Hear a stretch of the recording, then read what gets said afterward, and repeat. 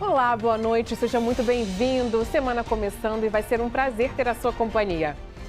A polícia identificou e está atrás do assassino de Bernardo, um rapaz de 18 anos que estava com a namorada numa praça e nem reagiu ao assalto quando foi esfaqueado. Os números da dengue continuam assustando. Especialistas afirmam que o mosquito Aedes aegypti está se adaptando à seca. Aliás, seca que está castigando as matas. A Floresta Nacional está em chamas e a nuvem de fumaça cobre boa parte do DF. Você tem comprado produtos no mercado e só depois descobre que não levou o que realmente gostaria, porque os ingredientes mudam, mas a embalagem é praticamente a mesma. Mês passado, minha irmã me falou, disse, não é o leite, isso aqui é um composto. Então ele não é o original. Tem que ficar de olho, vem comigo, eu sou Viviane Costa. Vamos começar juntos agora o nosso jornal?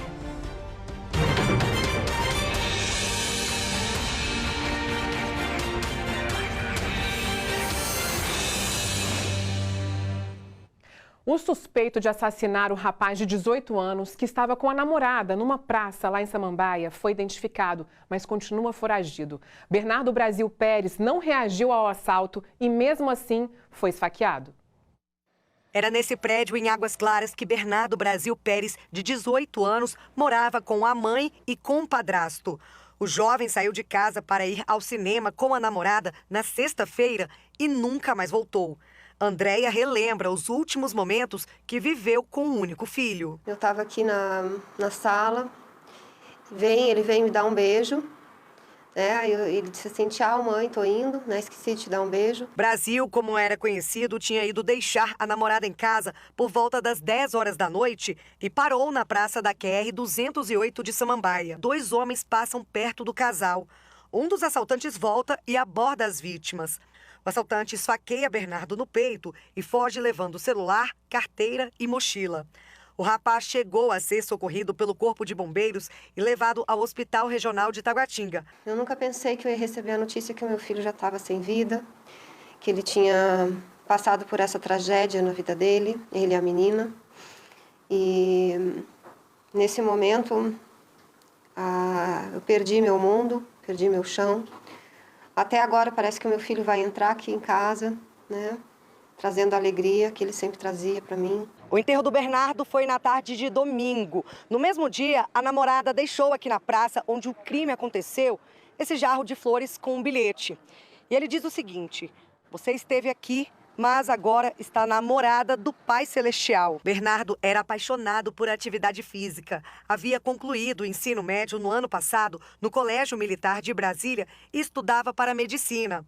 A Associação de Ex-Alunos do CMB emitiu uma nota expressando pesar e consternação pela morte do rapaz. Bom coração, bom filho, bom amigo. Ele sempre queria ajudar. A mensagem que ele sempre passava para os amigos era: seja a melhor versão de si mesmo, e ele era assim para ele buscava isso, e me dava muita força, me botava muito para cima, ele era a minha alegria. Nossa, toda força mesmo para essa família, né? Porque não é fácil conseguir passar por uma situação dessa, um menino que tinha aí uma vida pela frente, e a gente não consegue entender, mas a gente vai continuar acompanhando esse caso para, se Deus quiser, falar para vocês também sobre a prisão desse homem, né? Em um acidente grave, interditou parte da BR-020 na altura de Planaltina, sentido Plano Piloto. Era pouco mais de 11 horas da manhã, quando um carro branco bateu de frente com um caminhão guincho, logo após o retorno que aparece nas imagens. O impacto foi tão forte que o caminhão, que estava levando uma caminhonete em cima, tombou para a lateral da pista. O motorista foi socorrido com ferimentos leves. Já o condutor do veículo menor, um senhor de 67 anos, morreu antes da chegada do Corpo de Bombeiros. E depois de 5 meses de investigação, a polícia prendeu integrantes de um grupo envolvido no esquema de roubo de carros, que eram vendidos para outros estados e até países. O diferencial, a forma de pagamento pelo serviço. Veja só. As ordens judiciais foram cumpridas em Samambaia, Ceilândia e Braslândia. Foram 5 mandados de busca e apreensão e 10 de prisão preventiva. 7 deles foram cumpridos. Os alvos da operação são integrantes de uma organização criminosa especializada em roubar carros e caminhonetes aqui no Distrito Federal. Depois, modificar esses veículos trocando as placas para revender a outros criminosos, trocar por drogas ou utilizar no transporte de entorpecentes comprados nas fronteiras com o Mato Grosso do Sul ou o Paraná. Os presos chegavam a fazer vídeos dos carros na hora de anunciar para os criminosos. Nesse áudio, um deles anuncia os veículos e apresenta uma forma de pagamento facilitada: maconha. Aí o móvel não vai atrapalhar na maconha, parceiro, só na maconha mesmo. O outro criminoso responde: Aí, irmã, essa estradinha interessa mais que o móvel. Mas o móvel também eu pego. Os investigados já têm passagem e vão responder agora por organização criminosa, roubo de veículo e receptação, podendo pegar mais de 20 anos de prisão. Olha, o ex-bombeiro militar que atirou no rosto de um funcionário de uma churrascaria lá na Vila Planalto foi preso hoje. A briga, vocês lembram, teria começado por conta do som alto do carro que fazia campanha partidária para o Rubão, candidato a distrital. O Felipe Barcelos conversou com o delegado e a gente vai falar com ele agora. Boa noite para você, Felipe. Quer dizer que ele mesmo se apresentou à delegacia? Oi, Viviane, boa noite para você, boa noite a todos que estão aí nos assistindo. Pois é, hoje pela manhã, uma equipe aqui da delegacia da 5ª DP foi até a casa do Rubens, o candidato a deputado distrital, entregar a ele uma intimação para que ele venha prestar depoimento na condição de testemunha, já que ele testemunhou o crime, né? Coincidência ou não, algumas horas depois, o acusado, que é o Marco Antônio Leal, de 55 anos, veio até a delegacia se apresentar voluntariamente junto com um advogado. Vale lembrar que o crime ocorreu no dia 27 de agosto, ou seja, foram quase 10 dias foragido. Pois bem, ele veio aqui então se apresentar e, para surpresa dele, havia então um mandado de prisão preventiva contra ele. Ou seja, ele veio aqui e já ficou preso. Em depoimento, ele alegou que, por conta do crime, ele alegou legítima defesa. Disse que os funcionários foram para cima dele e ele tentou se defender. Como você bem disse, eu acabei de conversar com o delegado e ele falou um pouquinho sobre essa história. Vamos ver o que ele disse. Eles estavam fazendo uma campanha política e acabou gerando uma discussão em relação ao som, a perturbação que estava ocorrendo, e alguns dos presentes, dentre alguns funcionários lá do estabelecimento, teriam agredido o Rubens. Mais de uma pessoa agredindo o Rubens. E ele, por ser um amigo, está ali apoiando o Rubens, se assustou com a situação, pegou essa arma, que ele alegou que era dele, e efetuou um disparo contra os agressores, não necessariamente mirou em ninguém. Efetuou um disparo contra os agressores, só depois ficou sabendo que tinha atingido um no rosto, e inclusive a informação que ele tinha recebido é que essa vítima tinha morrido. E olha só, o Ministério da Saúde vai prorrogar a campanha de vacinação contra a poliomielite até o dia 30 de setembro. O motivo é a baixa procura pelos imunizantes. Só 22,1% do público-alvo foi vacinado até agora. Gente, essa campanha de multivacinação é para atualizar o cartão de vacina das crianças e dos adolescentes menores de 15 anos de idade. Então aproveita aí para levar seu filho. E está muito seco, né? A Defesa Civil emitiu alerta vermelho no DF por causa da baixa umidade do ar. Olha, para a gente ter uma ideia, o índice da umidade do ar chegou a 9% no sábado, foi a mais baixa do ano, o índice mais baixo do ano. No domingo ficou em 10%. E você sabe quanto a OMS recomenda? 60%. Há quase 4 meses não chove no Distrito Federal e hoje um incêndio de grandes proporções atingiu o Parque Nacional de Brasília. De acordo com o Corpo de Bombeiros, o fogo já destruiu 130 hectares, o equivalente a 130 campos de futebol. Enquanto as chamas se alastram pela vegetação, uma enorme nuvem de fumaça é vista de vários pontos da capital, chamou a atenção de muita gente. Olha só. Os primeiros focos foram registrados nesta segunda-feira no Parque Nacional de Brasília. 11 viaturas, 72 militares e agentes do ICMBio trabalham no combate às chamas. A área de preservação, criada há mais de 6 décadas, tem 42 mil hectares. Um trabalho árduo, né? Próximo à fumaça o tempo inteiro, em meio ao calor, em meio à cinza, à fuligem, como estamos presenciando nesse momento. Mas a gente está bem equipado sempre e disposto a combater qualquer incêndio. O trabalho do Corpo de Bombeiros é desafiado pela seca intensa, que facilita a proliferação das chamas. O Distrito Federal está há 121 dias sem chuvas. No último domingo, a Defesa Civil emitiu um alerta por conta da baixa umidade do ar que ficou em 12% por 2 dias consecutivos. O inverno ele tem essa característica, essa manutenção dessa massa de ar seco e quente e que proporciona aí vários dias sem chuvas. O inverno ele acaba agora dia 22 de setembro, depois começa a primavera, pelo menos até o dia 10, sem previsões de chuva. O parque está a 10 quilômetros do centro da capital federal, de onde se pode ver uma imensa nuvem de fumaça. Eu tive uma noite de sono bem ruim e eu senti mesmo que foi a seca. Saindo com roupa mais fresquinha, porque senão a gente realmente pode passar mal, né? Eu, inclusive, já passei mal um dia de calor. Nossa, e é assustador aquela nuvem, né? Em casa, depois a fuligem que fica e o tempo fica ainda mais seco. Agora, nesse período, os casos de dengue cresceram e muito no DF, mesmo com a estiagem. Mas o que explica, então, a proliferação do mosquito transmissor durante a seca, hein? É o que a gente vai ver agora na reportagem de Vitória Mello.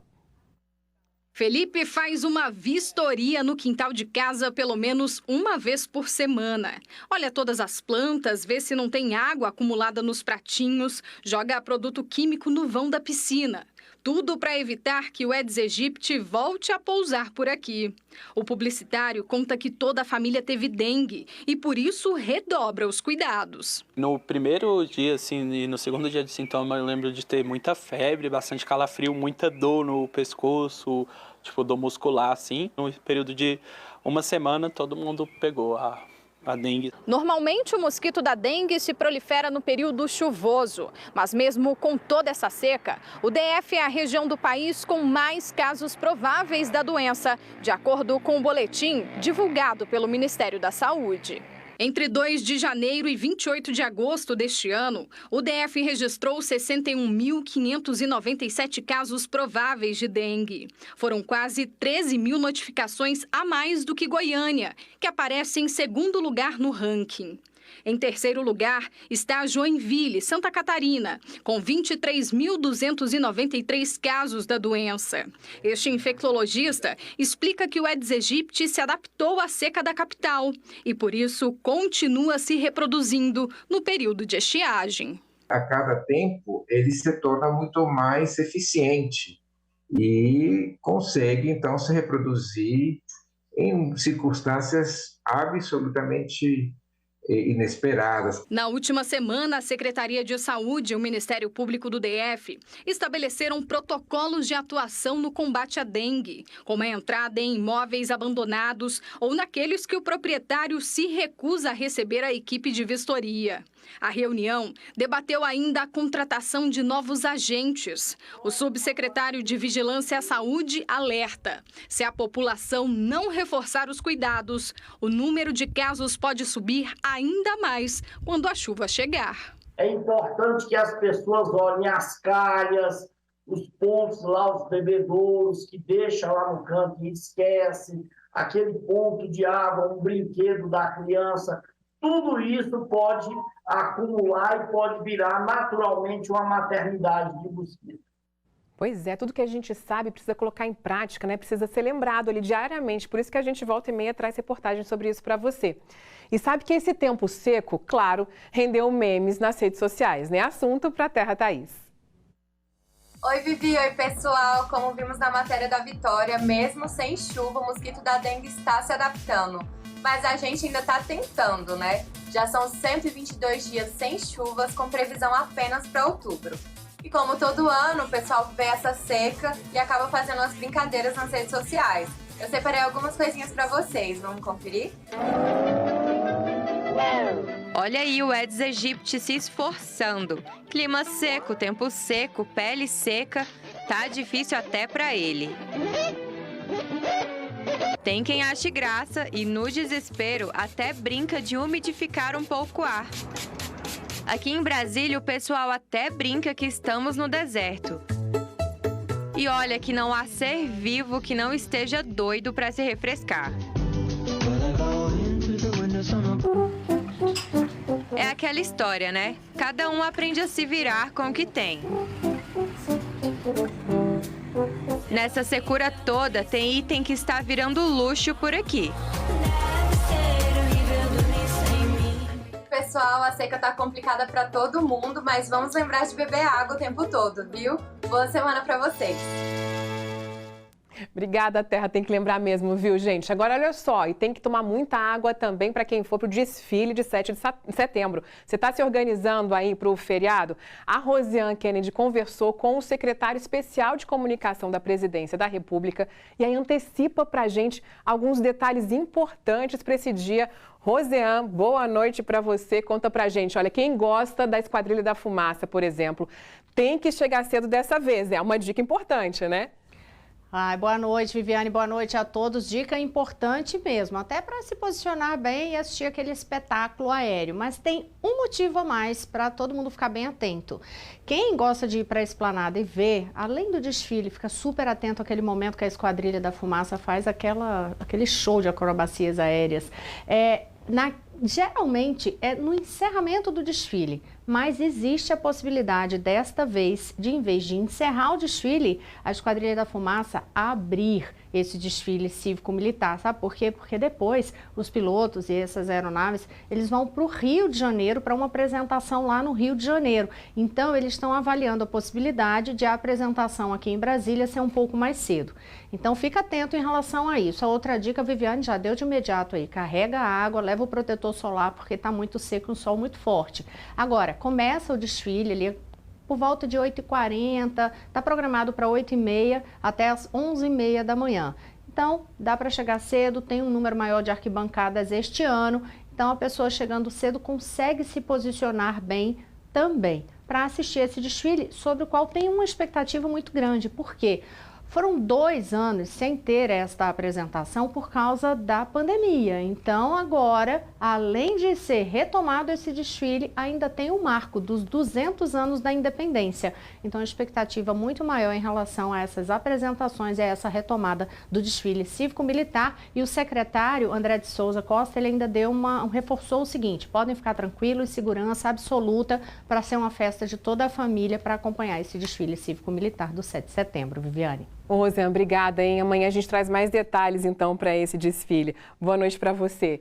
E olha, fica comigo que depois do intervalo você vai ver que tem que ficar de olho nos rótulos para não levar produto que você não gostaria para casa. Me espera, já volto.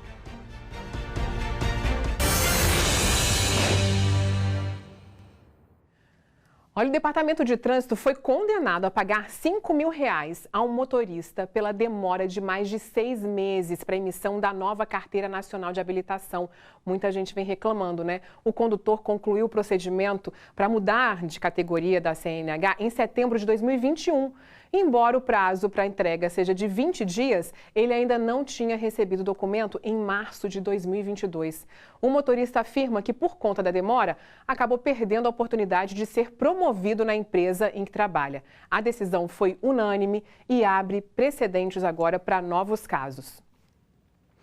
E parece, mas não é. Tem produtos nos supermercados confundindo consumidores que acabam levando para casa alimentos com mais produtos químicos. E na hora de preparar receitas, a coisa desanda de vez, fora os riscos nutricionais. Então a gente pediu dicas a um nutricionista para te ajudar a escolher um produto mais saudável. Veja na reportagem. Nas prateleiras dos supermercados, eles estão misturados, camuflados. Dá até para confundir. No caso do leite em pó integral e do composto lácteo, as semelhanças nas embalagens podem fazer com que o consumidor caia em pegadinha achando que está pagando menos. O composto lácteo é bem mais barato. Eles destacam mais as relações de micronutrientes, que é importante para a saúde. Porém, é um composto lácteo, diferentemente do integral, que é um leite. O leite em pó integral, ele passa só por um processo de desidratação para ficar em pó. Este nutricionista explica que, por causa da crise, a indústria alimentícia tem investido em produtos mais artificiais, principalmente quando o assunto são os lácteos. Toda vez que nós trocamos um ingrediente in natura por um ingrediente químico, acaba lesando a saúde. Mudanças na fórmula dos produtos que podem, inclusive, desandar as receitas. Nesta confeitaria aqui no Lago Sul, por exemplo, usar uma mistura láctea condensada no lugar do leite condensado pode mudar a aparência, a textura e até mesmo o sabor dos alimentos. E não é só isso. o produto perde valor nutricional. Na sua mão temos um iogurte natural, que é um laticínio extremamente interessante, rico em gorduras boas para a gente, tem uma concentração ótima de proteína, né? E é um produto natural. Na minha mão temos uma bebida láctea, né? Que é uma bebida que serve para meio que imitar o iogurte. Produtos como os pães, por exemplo. E a dica do nutricionista para fugir do que parece, mas não é na hora de comprar os alimentos, é ficar de olho no rótulo dos produtos. Quanto menos ingredientes, melhor. Esse pão aqui que está no seu rótulo e na sua embalagem como alimento integral, ele é parcialmente porque tem 2 tipos de farinha. Tem a farinha integral misturada com a farinha de trigo enriquecida, que é a famosa farinha branca, tornando esse produto parcialmente integral. Esse da minha mão esquerda é um alimento que é 100% integral, onde só tem um tipo de farinha e os outros ingredientes que é composto para fazer o pão. Estratégia que a Amanda utiliza desde que levou para a confeitaria produtos com a fórmula diferente do que procurava. No leite integral, a gente uma vez trouxe composto, porque a caixinha do leite integral, né, em pó, ela é igual à do composto e à do leite em pó integral. Então a gente uma vez já trouxe do mercado e aí depois a gente notou que não era e infelizmente teve que descartar o produto. A Maria Rita também aprendeu na marra e agora presta bastante atenção antes de colocar os produtos no carrinho. Mês passado que minha irmã me falou, disse, não é o leite, isso aqui é um composto. Então ele não é o original.